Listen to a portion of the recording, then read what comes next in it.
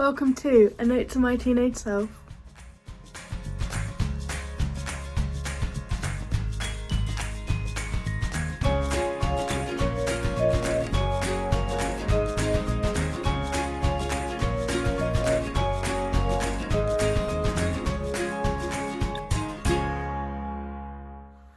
Hey guys, welcome back to my channel. Today's video I'm going to be talking about being a fresher during COVID-19. This is from my personal experience, and I've asked some of my friends to tell me what's been different for them as well. So I'm not just speaking from one person's experience, but I'm getting a few different perspectives on it too. So I study at the University of Chichester, and I'm studying English literature. And I also think it's a general overview of how a lot of unis are doing things this year. Specifically for like English and humanities and similar subjects to mine. I think a lot of them are working in a similar way, but I obviously can't speak for everyone. So I'm going to start off by speaking about my lectures. So the way that it's worked for me is that in a normal circumstance we would have 4 lectures a week and 4 seminars a week, and they would all be in person. So the lecture is where the lecturer stands at the front and delivers all the information and we take notes, and then the seminar is where we discuss our ideas and just talk about it basically. The way it's working because of COVID is that we have 4 hours of pre-recorded lectures, and these are on our Moodle page, so they're accessible to us whenever we want them. They're accessible a good few weeks before that week, and forever after. I don't think they remove them, so we have access to them whenever we want. I personally find having the lectures pre-recorded to be really helpful, because it means I can firstly do them whenever I choose to do. So if I want to have a lie-in, then I can just do it later in the day, and I like to stay up at night, so I can do one later, and that's not a problem. I can work it around my schedule, other things that I've got going on like extracurriculars and social events and things like that. I can pause it and rewind it, properly take detailed notes. So I think that they're really helpful, and they really complement my way of learning. And then having the seminars in person is really great as well, because I prefer seminars to a lecture, and I think a lot of people probably feel the same way. It's just great to really discuss your views and opinions, and even at the start of every seminar that we have for Victorian literature, my lecturer says did you like the book? And I just like to hear whether people liked it. I really enjoy that part. So I think it works out quite well. And the other advantage is that if you are isolating or shielding or just skeptical about going in because of corona, you do have the option to join the seminars online that's live. So you can join on Microsoft Teams, so that way you're not missing out on anything, and you can still be a really active part of the seminar.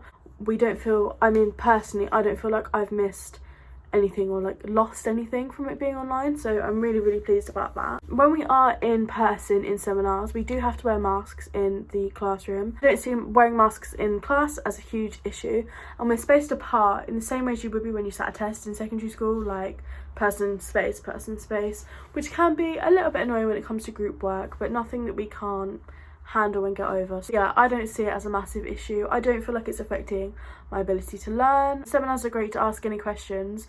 You also have constant access to your lecturers over email. They're unlikely to reply in the middle of the night. You always have access to them over email if you want to ask them a question, and then you can also do one-on-one I think they're called tutorials. So I haven't done one yet, but you can do a tutorial where you Microsoft Team with the lecturer for a specific module. So if I wanted to have a tutorial with my Victorian literature module leader, then I could do.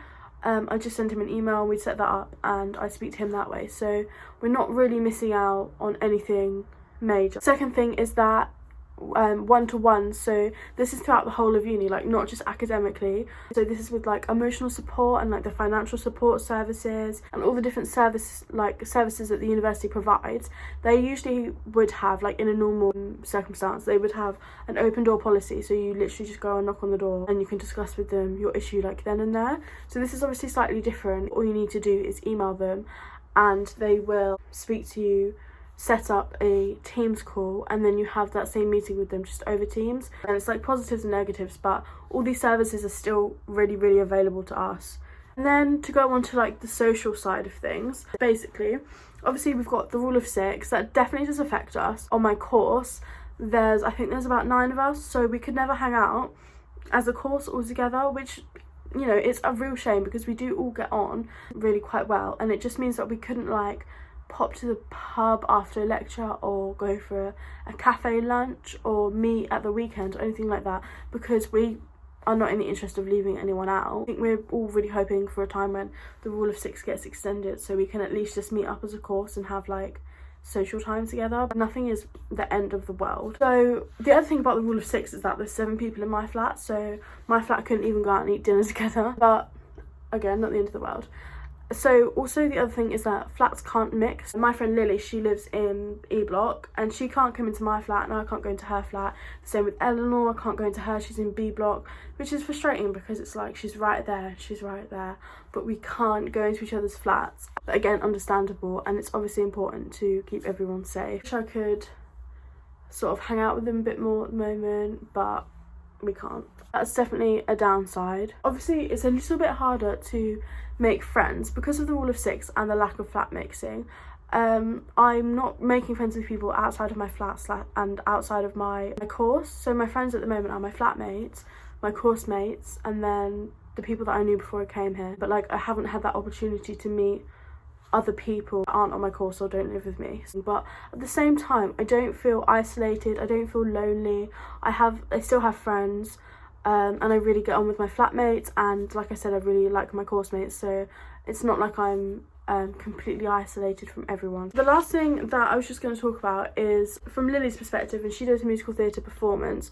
We had pretty much all the same points, and then the only thing she had different is that because she's doing musical theatre, she obviously has dance class, and she noted that they do have to wear face masks in dance class, which I can imagine being really difficult, and obviously this isn't ideal, especially when you're getting out of breath and a bit sweaty, so it's not the ideal situation. I think they're all really looking forward to the day when they don't have to wear masks in class anymore, and obviously you can't do any like contact dancing, which does limit what they can do, I think, and they're all having to be spaced out in the studio as well. So that's one thing that she noted that was different than like would be if COVID wasn't around. That was important to add to the video because I know that a lot of people coming to Chichester are coming to do musical theatre or dance or acting, so I thought it was important to put that in here as well. I think if I were to speak like as a whole about my whole experience so far, I've been here for 5 weeks. I still really enjoyed it. I still feel really comfortable. I'm really settled. I'm really happy here. I'm loving my course. I've made nice friends.